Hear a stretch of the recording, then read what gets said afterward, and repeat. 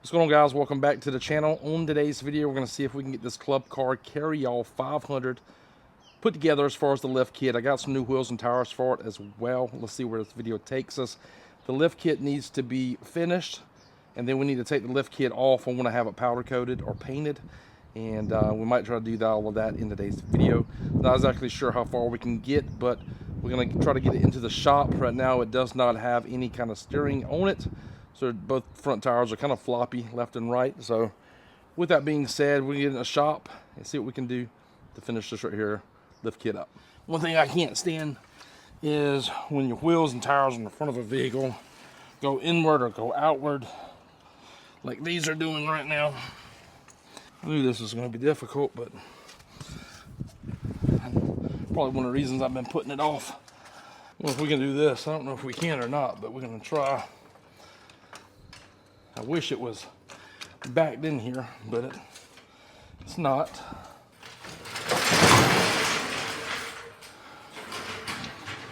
Well, it was a try. It won't get over that hump there. Oh, gotta love it. It's always something around here. Oh yeah, I forgot about that. So the roof is now hitting, and we got bigger tires for this right here. So, but we're gonna keep the roof on this one. We're not getting rid of the roof. All right, so here it is. Got it into the shed. The roof does hit. I forgot about that. And it hits on these 27s. I got new wheels and tires we're gonna put on here as well. So they're gonna be a little bit bigger. So not exactly sure if we're gonna try to lower the roof down or not, but I guess on today's video, we need to see if we can finish this lift kit up here. It doesn't have the tie rod hooked up. It doesn't have the steering bar on there. The steering itself isn't hooked up. None of the brakes are hooked up. I took the motor off of it. So it's been through some things. So it's been sitting for a while. I need to get on it, need to finish it. I'd like to have it finished this month so I can start using it. And if I keep sitting on my rear, I'm never going to finish it, so it's time to get started. I think the first rule of business here is get the new bar I ordered a while back. Let's make sure it fits, make sure the tie rods fit it, get all the steering linkages working and hooked up. Then we need to attach the steering knuckle to the golf cart itself. So this right here is the new bar that goes between the spindles. It's for 93 and up DS, and I got some rod ends as well, or tie rods. And I like to get this lift kit powder coated or painted, probably powder coated. So I thought about maybe taking this right here apart, getting this right here powder coated black as well. I'm not going nothing crazy with this build as far as bright colors and all of that. It's just gonna be a clean cart. So not sure if I'm gonna get this right here painted black or powder coated or not, but I'm gonna try to get this right here semi together. It's not gonna be perfect on today's video. We're not going to dial everything in because probably this stuff is gonna end up coming back off, is basically what I'm trying to say. All right, that bar is now on. Like I said, it's not tightened up, it's not adjusted. I just want to be sure everything's working. You guys see the next problem? Do you see it now? How about now? Do you see it now? It's a female, male. So either I'd have to find like a coupler to go in here, reorder another one, which I might do, or just drill this right here out to this size. I'm thinking that's what I'm gonna do here because it's already in place. I think I can get a drill in here and pop a hole right there and just enlarge it up a little bit. That way this right here tie rod will fit it. We don't have to wait on parts for this right here, and we'll go from there. I think what I'm gonna come in here and do is take these calipers,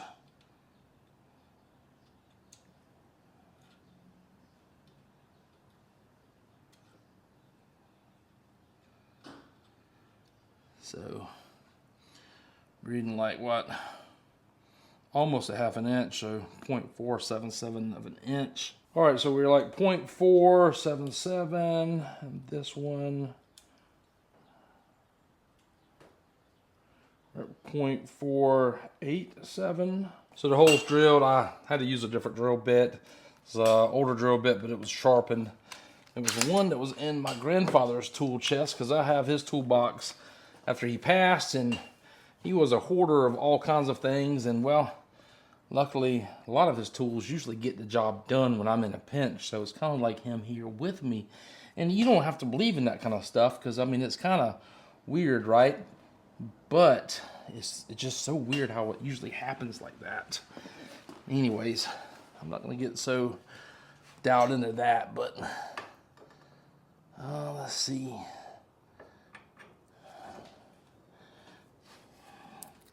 I don't know if it just, I mean, if I could leave it like that, I'd like to go down a little bit further. However, that's fitting tight there. If I can get my threads on it, and I think I'm good to go. And it was actually suggested in the last Club Car Carryall video that I actually just run and drill this right here spindle out. And it's a different, you know, this doesn't have a castle nut on it. I might see if I can find a castle nut for that anyways, but it's down. I mean, next thing, this knuckle here. I remember when I took it apart, I took the knuckle apart. Knuckle goes into the column, well, column there, into the steering box here. I was thinking maybe I could just take this right here, bolt off steering column, pull this lower portion off, slide it back up there, slide it on there. I think it'd probably be best to put both of them on together. I might have to take this this column off, the steering column off, or steering box off in order to slide that back on.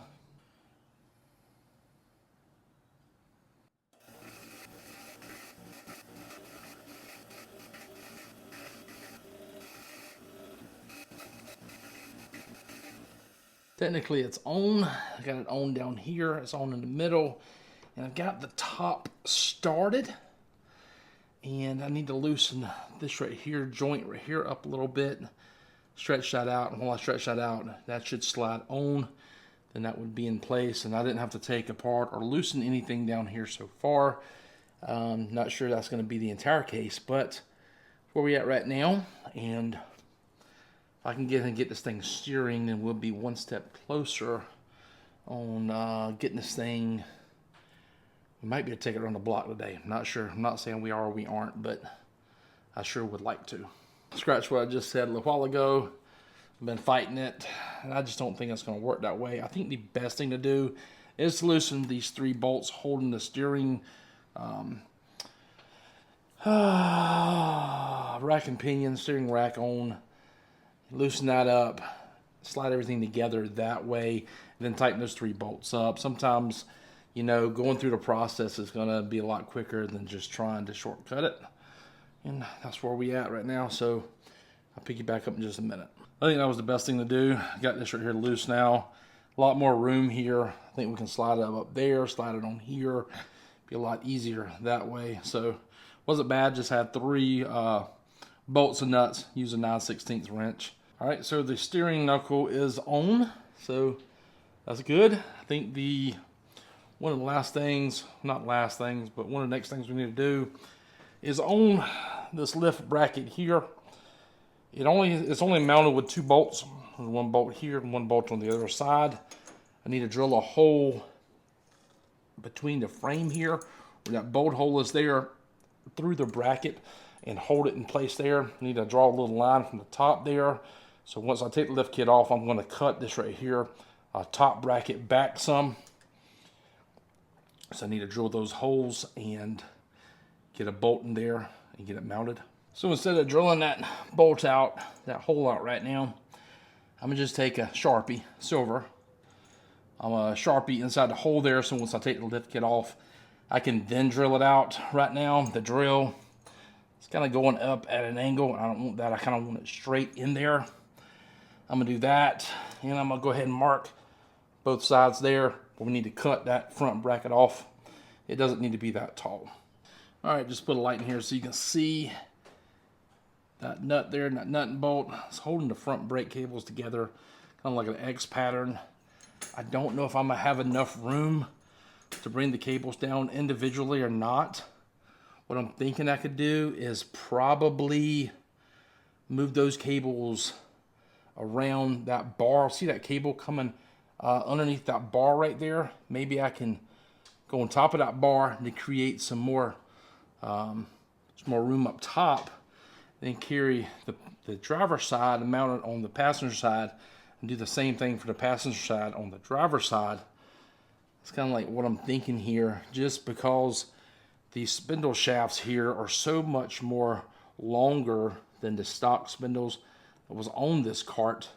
Remember, this is a 10-inch all sports lift kit for a DS, and we modified the spindles to accept the front brakes of the Carryall. So, you know, my big thing is I would like to keep front brakes on this right here cart. So I think that's, you know, pretty much what we're going to do here if we can. But all right, passenger side, front brake cable's coming down. It's going to the brake there. And same way with this one here. I did not have to go over that bar or anything. I just scooped them out here and had enough cable. There's no tight bends or anything, so these look good. Check this out. While I was fooling over here, I came over here, and this right here tie rod is fitting all the way down like it should. The nut fell off and it's underneath the jack, so I'm gonna have to wait to get that until I let everything down. But the front's looking done-ish. So underneath the card here, this is for the front brakes on the Carryall. This is for the rear brakes, and it is loose. And I have some more play of this right here, bolt here. Maybe, I don't know if I can just get a longer bolt, not sure. I want to say on the All Sports kit, they had a bracket that was fitting on here that would extend the brake cables out some. I can't remember very clearly, but I'm sure that's what the case was. I just need to get these right here brake cables put back on to the rear axle. And that's what we're going to work on next. That's a weird shot. Anyways, I guess I was overcomplicating things because the brake cables are long enough. Not sure why I was thinking they weren't long enough. Maybe it was because that one cart that I took this kit off of, it had like a brake cable extension, or like, yeah, brake cable extension. Not sure why. Let me show you exactly what I got. Look how much room is right there. It's a lot of room, a lot of slack. Nothing's in a bind. Same way with this one. Nothing's in a bind, and it's right there. Brake cables are done. Not sure why I was thinking that they needed to be extended far. They fit fine. Not sure exactly why I thought that far. So weird. Anyways, that's done too. So just for the time being, I don't think these cables here going to the controller is going to be long enough. So I might take this box right here off, reroute those cables over here, drop them at the very bottom down here to go into the motor. I can rewire tie that. And I understand going to a Navitas, but I'm not going to do the Navitas. But I'm not going to do the Navitas on today's video. So, can't talk. Yeah, I'm going to go ahead and get those right there. 3 button caps taken off of there. Remove this cover here, and then let's see if we can gain access to the controller. All right, let's take the cover off. This is what we got. Pretty sure we can loosen these enough to turn them to go down out the bottom of the cover there, so we can gain access to the motor once we put it back on. This right here is the controller here, and down here shows you the model number, and then it shows you it's a 500 amp controller. Would probably be good. I'll probably end up keeping this right here for something else and using it down the road. So the cables had 2 wire ties going to the positive end from the battery. I just clipped those. We have plenty of wire now. I'm not going to have to loosen or do anything with the controller that I previously mentioned. So go ahead and get this stock motor back on here and get this right here buttoned back up. All right, so I got a motor in here. It's a Plum Quick Rhino. I had it a few years ago, and ease of installation with that handle. as I can lower it down, you know, underneath the bed. That's the reason I put it in here. It's not gonna stay in here. Just put it in here for some test purposes. Charging up the battery. It's got an Enjoy Bot battery in here now. That is definitely not gonna stay in here. But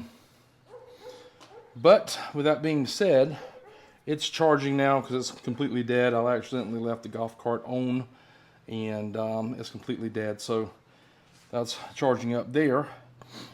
But do a little quick walk around here. So that's what everything looks like from the back there. All of this is underneath the cover. It has like a little fuse panel, and it has a big solenoid. Might be to keep that solenoid with the Navita, since this right here controller is a 500 amp controller. You can kind of see it down in there. And it does have a spare battery in here for the tilt bed mechanism. However, I'll probably keep the spare battery in here strictly for accessories. And we'll put maybe one, maybe two lithium batteries in here for range and you know, beating around the block or whatever. This is not going to be a show cart. I don't too much care about show carts. I mean, they're cool to look at and all of that, but I want to go ripping them and have fun. That's one reason that I build them, because I just like that kind of stuff. And you don't have to, you know, not saying you don't have to pay attention to detail, but not as strictly as, say, it being a show cart. Yeah, you know, like you could build a nice truck and then you only carry it to shows and you have to trailer it everywhere, and that seems, to me, seems boring. You know, if I had another truck again, I would want it to be patinaed out, slammed on the ground. I want to go out there and have some fun with my buddies like I used to do when I was 20. That was feels like dinosaur years ago. But anyways, yep, that's what we at. That's the point we're at now. And tell you what, while we're waiting on this right here to charge up a little bit, I'm probably going to connect it back to the cart. Let me show you the wheels and tires that I got for this, if you haven't already seen them. So I've had these right here since before the first of the year. They've just been in the garage.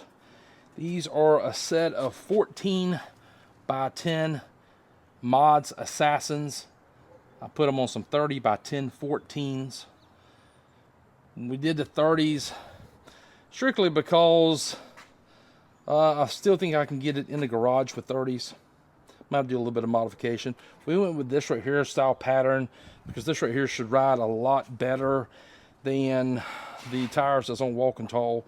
Those are just too knobby. I like the 35s on them because nobody has 35s really, and I like that.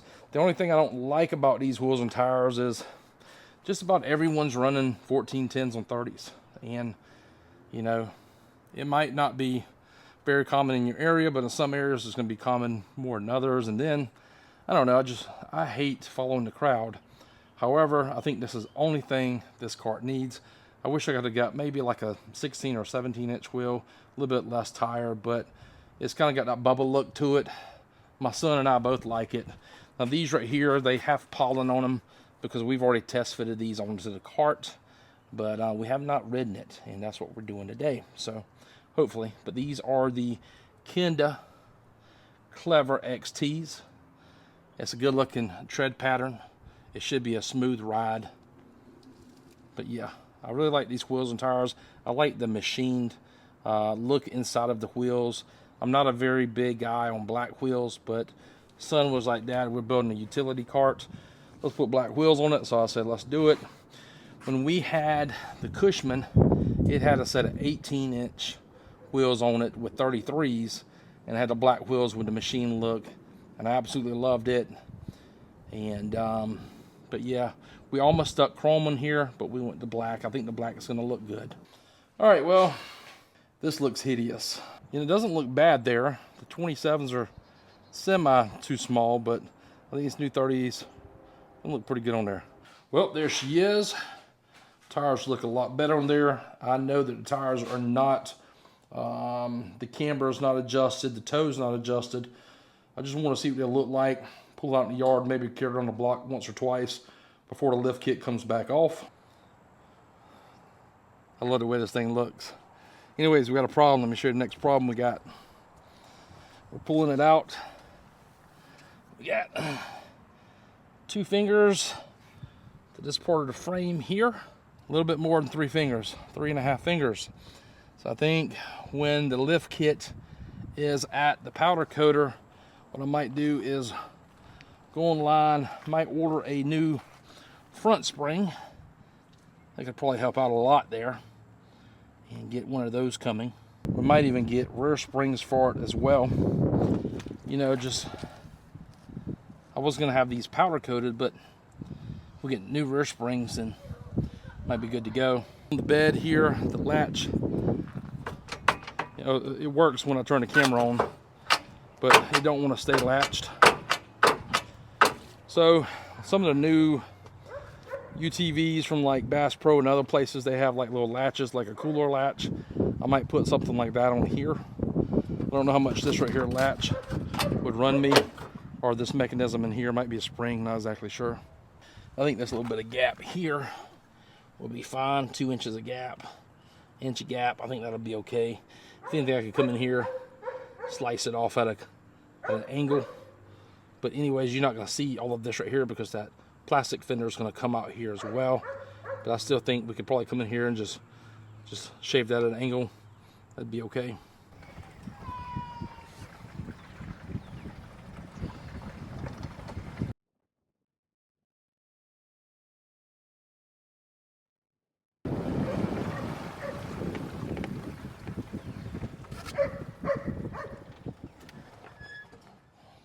I like the four disc, or not disc brakes, but 4 drum brakes.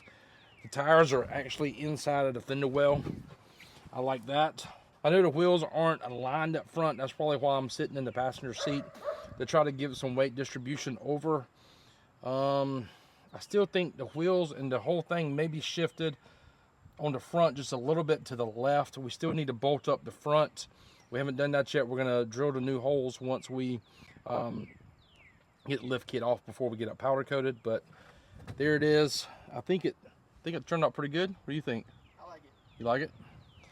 I wish they were 18s and 33s. A little bit more wheel, a little bit more tire. You reckon?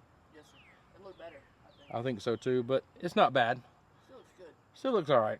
So, all right, guys, we're gonna probably start releasing some Carryall videos within the next week or 2, so we can get this thing wrapped up. We got all new parts, all new body panels, all new plastics for it. We got some parts for the glove box, but we still need to do the 12-volt system. We need to do lights, accessory lights. We need to do stereo. We still need to do some things with the bed. We still need to do a lot of stuff with the golf cart, but I appreciate you guys watching today's video. Until next time, we'll see y'all later.